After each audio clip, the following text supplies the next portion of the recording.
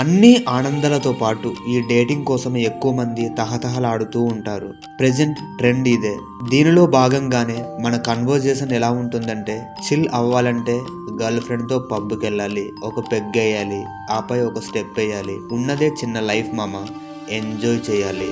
సంవత్సరంలో 12 నెలలు కనీసం 10 మందితో అయినా డేటింగ్ చేయకపోతే ఎలా మామ అంటూ ఉంటాం. అసలు డేటింగ్ అంటే ఏమిటి, ఈ వీడియోలో డిస్కస్ చేసుకుందాం.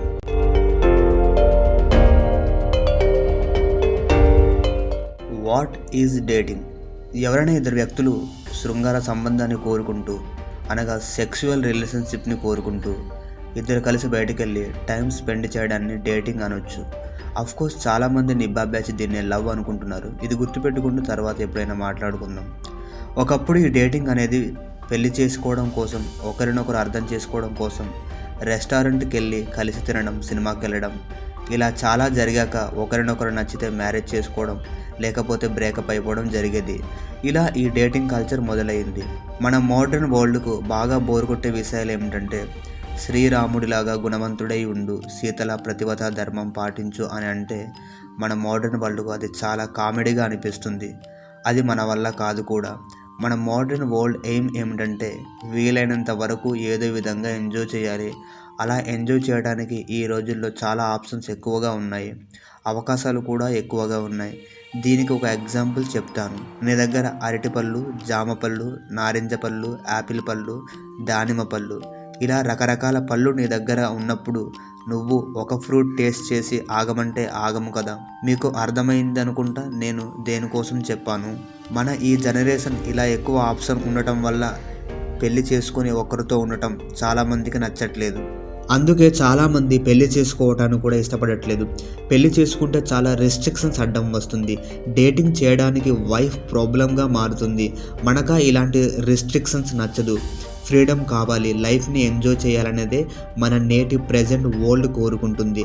మనం కోరుకునే ఇలాంటి ప్రపంచాన్ని మనం నమ్ముకున్న మత గ్రంథాలు ఏవి ఒప్పుకోవు. అనగా బైబిల్ కానీ, ఖురాన్ కానీ, భగవద్గీత కానీ, బుద్ధిజం, జైనిజం, ఇలా ఏ మతం కూడా పెళ్ళికి ముందు డేటింగ్ కానీ, పెళ్ళి తర్వాత వేరే వ్యక్తితో సంబంధం పెట్టుకోవడం కానీ ఒప్పుకోదు.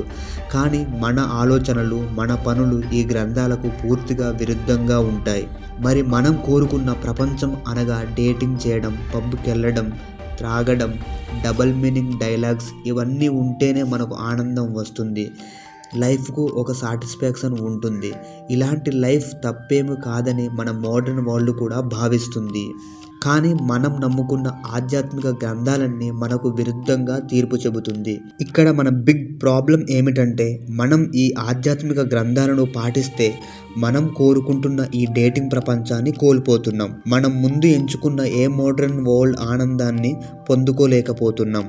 మన ఆనందం కోసం, మన సంతోషం కోసం, మన ఇన్స్టాంట్ ప్లెజర్ కోసం, అది డేటింగ్ కావచ్చు, పబ్ కావచ్చు, డ్రింక్ చేయడం కావచ్చు, పాన్ చూడడం కావచ్చు, పాన్ సినిమాలు తీయడం కావచ్చు, సెక్స్ ఎంతమందితోనైనా చేయడం కావచ్చు, ఇవన్నీ మన విషయంలో అసలు తప్పేమీ కాదు. ఇవి లేకపోతే మనకు ఆనందమే లేదు, సంతోషమే రాదు. అలా అనుకున్నప్పుడు పైన చెప్పుకున్న మనం పొందుకుంటున్న ఆనందాలని కారణమైన పనులన్నిటినీ ఏదైనా ఒక ఆధ్యాత్మిక గ్రంథం సమర్థిస్తే లేదా సపోర్ట్ చేస్తే మనం దాన్ని ఆధ్యాత్మిక గ్రంథం అని ఒప్పుకోగలమా? అలా ఒకవేళ ఒప్పుకుంటే అది ఆధ్యాత్మిక గ్రంథం ఎందుకు అవుతుంది అనే ఆలోచన మనకే వస్తుంది. అలా వచ్చిందంటే మనం రాంగ్ రూట్లో ఉన్నామా? ఇక్కడ ప్రధానంగా సమస్య ఏమిటంటే, మనం కోరుకున్న ఆనందాన్ని సమర్థించిన ఏ ఆధ్యాత్మిక గ్రంథమైనా అది అసలు ఆధ్యాత్మిక గ్రంథమే అనిపించుకోదు అనే ఆలోచన మనలో వస్తుంది. ఈ డేటింగ్ కల్చర్ని, పబ్ కల్చర్ని ఒప్పుకొని గ్రంథాలే నిజమైతే అది మన ఆనందానికి పూర్తిగా విరుద్ధమైతే మన ఆనందానికి దారేది. దీనంతటిని మనం ఒక దగ్గర చేర్చి ఆలోచిస్తే మనం జీవితమంతా నటిస్తున్నామా అనిపిస్తుంది. మీకు అర్థం కావటానికి ఒక ఎగ్జాంపుల్ చెబుతాను. గుడికెళ్ళి పూజ చేస్తున్నాం, మసీదుకి వెళ్ళి నమాజు చేస్తున్నాం, చర్చికి వెళ్ళి ప్రార్థన చేస్తున్నాం అంటే ఆధ్యాత్మిక చింతనలో ఉన్నట్టుగా మంచివానుగా మనం నటిస్తున్నామా అన్న అనుమానం వచ్చేస్తుంది. అటు ఆధ్యాత్మికతకు, ఇటు మనం కోరుకున్న ఆనందాలని పొందే ప్రయత్నంలో నలిగిపోతున్నామా అనిపిస్తుంది. మనం మన జీవితంలో కోరుకున్న ఈ ఆనందాలు ఆధ్యాత్మిక జీవితంలో పొందుకోలేకపోతున్నాము. ఇలాంటి వాటికి వీటిలో చోటు లేదు. మరి ప్రతిరోజు ఆధ్యాత్మిక చింతన చేస్తూ ఒకే భార్యతో ఏకపత్ని పురుషుడై త్రాగకుండా, చెడు అలవాట్లు లేకుండా, చెడు పనులు చేయకుండా ఉన్నవాడికి ఆనందం ఏంటని అడిగితే వాడిచ్చే డెఫినేషన్ కూడా మనం ఒకసారి ఆలోచించాలేమో అనిపిస్తుంది. ఎందుకంటే ఆనందాన్ని మనం చాలా రకాలుగా వెతుక్కుంటూ అందులో ఆధ్యాత్మికతని కూడా అవసరానికి వాడుకుంటున్నాం. మన అవసరం ఆనందం కోసం మనం ఎన్ని రూపాయలైనా మార్చుకోగలుగుతున్నాం.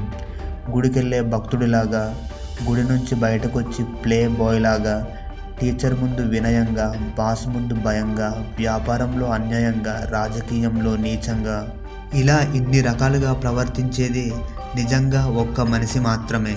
ఇవన్నీ ఎందుకు చెబుతున్నానంటే మనం చేసే ప్రతి పని మనం కరెక్టే అనుకుంటాం, దానికి సమర్థించడానికే ప్రయత్నం చేస్తూ ఉంటాం. మనం ఎంతమందితోనైనా డేటింగ్ చేయడానికి సిద్ధపడుతూ మన వైఫ్ని ప్రతిభత ధర్మం పాటించమని చెప్పడం కరెక్ట్ కాదనిపిస్తుంది. చాలా తప్పుడు పనులను మనమే మంచి పనులుగా తీర్పు ఇచ్చి దేవుని ముందు ఆస్కార్ అవార్డు తీసుకోవడానికి సిద్ధంగా ఉన్నామేమో అనిపిస్తుంది. మన ప్రపంచం కరెక్టే అని ఫాలో అవుతున్న చాలా విషయాలు చాలా ప్రమాదకరంగా మారుతున్నాయి. ఈ డేటింగ్, సెక్స్ విషయంలో ఎంత దారుణంగా రోజు రోజుకు దిగజారిపోతున్నారో చెప్పలేని పరిస్థితి ఏర్పడింది. పురుషుడితో పురుషుడు, స్త్రీతో స్త్రీ, ఇంకా అక్క చెల్లి, వాయు వరుసలు లేవు. చెప్పాలంటేనే అదోలా ఉంది. మనం ఈ డేటింగ్ తప్పేమీ కాదు అనుకుని చేస్తున్న ఈ కార్యం ఎన్ని హద్దులు దాటిపోయిందో. దీన్ని మనం ఆనందం అందామా, పిచ్చి పీక్స్కెళ్ళింది అందామా, మనకే తెలియాలి. నాకేమనిపిస్తుందంటే మనం పొందే తాత్కాలిక ఆనందాల కోసం, ఇన్స్టాంట్ ప్లెజర్ కోసం, అది డేటింగ్ కానివ్వండి, పబ్కి వెళ్ళడం కానివ్వండి, డ్రింక్ చేయడం కానివ్వండి, దాని వలన పొందే నష్టం వచ్చేంత వరకు అది రాంగ్ అని మనం చెప్పం. పబ్కి వెళ్ళి డబ్బు పోగొట్టుకున్నంత వరకు పబ్కి వెళ్ళడం రాంగ్ అని చెప్పం. డ్రింక్ చేసి లివర్ పోగొట్టుకున్నంత వరకు అది రాంగ్ అని చెప్పం.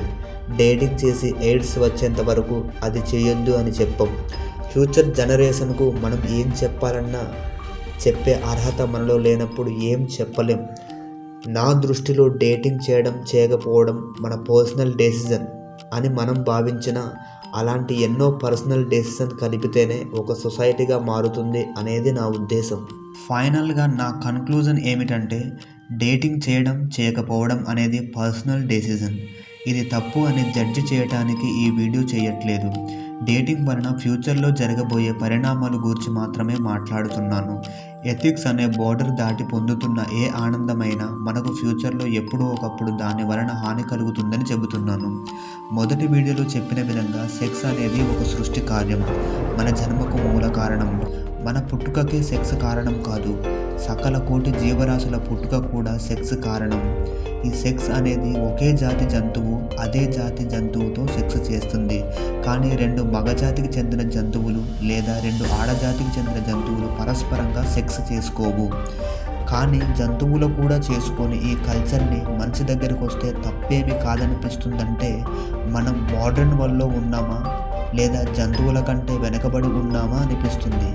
మన పెద్దలు ఒక మాట అంటూ ఉంటారు, విపరీత బుద్ధే వినాశకాలు అని. దీనికి ప్రపంచం అతి దగ్గరలో ఉందేమో అనిపిస్తుంది. ఇలా కొనసాగితే నాగరికతలో ఇంకా వెనుకకు వెళ్ళిపోతాం. మన దగ్గర డబ్బు, టెక్నాలజీ, ఇన్ఫ్రాస్ట్రక్చర్ అన్నీ ఉంటాయి. దాంతోపాటు విపరీత బుద్ధులు కూడా మనలో చేరిపోయి ఇంకా ఎన్ని విధాలుగా సెక్స్ అనుభవించినా అది సరిపోక ఇంకో దారి వెతుక్కుంటూ విపరీతాలకు మన ప్రపంచం పరుగులు తీస్తుంది. అందుకే నేను ఒక మాట అంటాను, కోరిక తీర్చుకున్నవాడు మగాడైతే కోరికను ఆపుకున్నవాడు అంతకంటే మగాడని నా ఉద్దేశం.